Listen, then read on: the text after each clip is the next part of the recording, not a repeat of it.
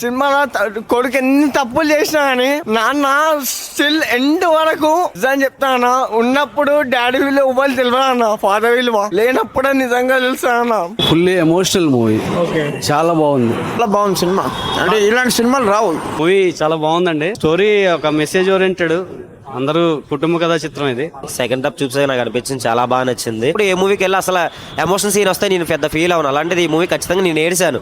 సినిమాలో స్టోరీ బాగుంది. ఎన్ని జనరేషన్స్ మారినా ప్రతి ఒక్కరిలో ఫాదర్ ప్రేమ అనేది మారనే మారదు.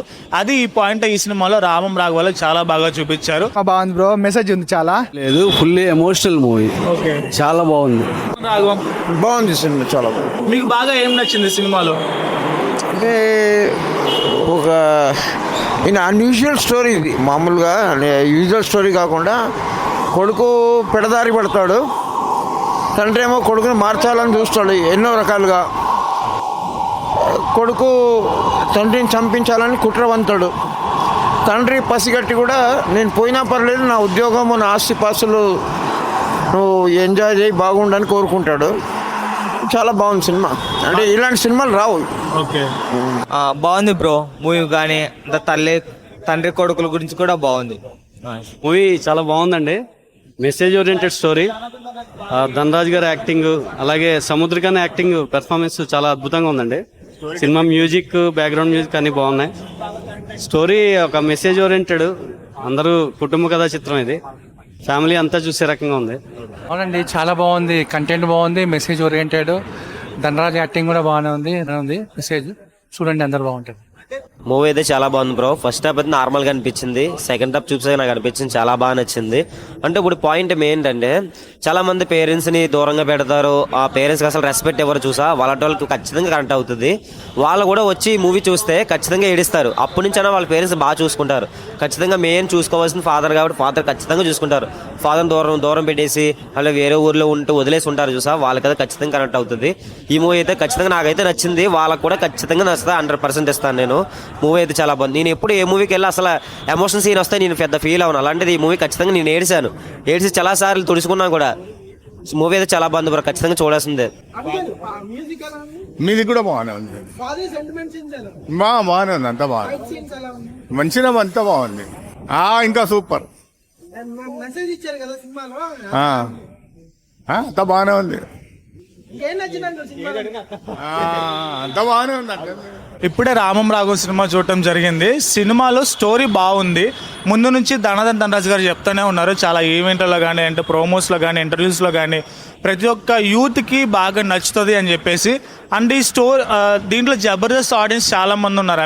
రాఘవ గారు ఉన్నారు, అలాగే చాలామంది ఉన్నారు.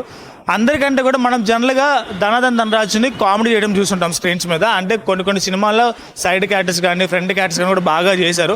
బట్ ఈ మూవీలో ఎమోషనల్ పరంగా చాలా బాగా ఏడిపించారు. ఆ లుక్స్ కూడా చాలా బాగుంది. అండ్ ఆ ఫాదర్ సన్ బాండింగ్ స్టార్టింగ్లో కనెక్ట్ కాకపోయినా చివరికి వచ్చే టైంకి బాగుంది. ఇంకా చనిపోయే సీన్ లేకుండా ఉంటుంటే ఇంకా బాగుండేది అని చెప్పేసి అనిపించింది. బట్ ఏదేమైనా ఒక ఫాదరు ఈ రోజుల్లోనే కాదు, ఎప్పుడైనా సరే ఫాదరు తన కొడుకు కోసమైనా కూతురు కోసమైనా ఈ విధంగా సాక్రిఫైస్ చేస్తారా? తర్వాత పోతే పిల్లల సంతోషాన్ని ఫాదర్ ఎలా కోరుకుంటారు?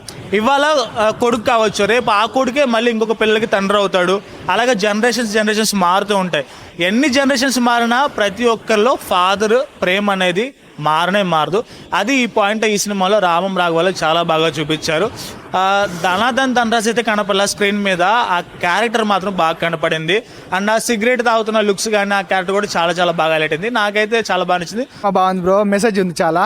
ఫాదర్ క్యారెక్టర్ కానీ మదర్ క్యారెక్టర్ కానీ గుడ్ మెసేజ్ ఉంది. ఓకే, పర్లేదు, చూడవచ్చు, అందరు చూడండి. ఎమోషనల్ అన్న, అసలు ఎక్స్పెక్ట్ చేయడం.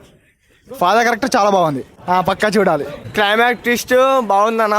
ఇంట్లో నేను మా డాడీని చాలా మిస్ అవుతున్నాను. 4 months అవుతుంది.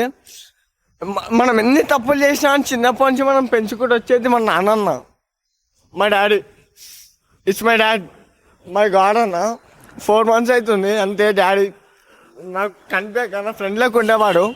సినిమాలో కొడుకు ఎన్ని తప్పులు చేసినా కానీ నాన్న స్టిల్ ఎండ్ వరకు నిజం చెప్తానా. ఉన్నప్పుడు డాడీ విలువ ఇవ్వాలి తెలియదు అన్న, ఫాదర్ విలువ లేనప్పుడే నిజంగా తెలుసా అన్న. స్టిల్ చెప్తున్నానా, ఎవరి లైఫ్ కన్నా డాడీ హీరో కాదన్న దేవుడు అన్న, ఆయన లేని మనం రాము. ఈ సినిమాలో అయితే డాడీ క్యారెక్టర్ చేసిన ఆయన వేరే లెవెల్ అన్న. డాడీ గుర్తుకొచ్చేసి నిజంగా చెప్తున్నా, సూపర్ మెసేజ్ అన్న. సినిమా కూడా అండి, అమ్మ నాన్నని ప్రేమించండి, కానీ అమ్మ నాన్నని ప్రేమించిన వాడు ఉంటే వచ్చినావా, వాడన్న నిజమైన కొడుకు, వాడు నిజమైన కొడుకు.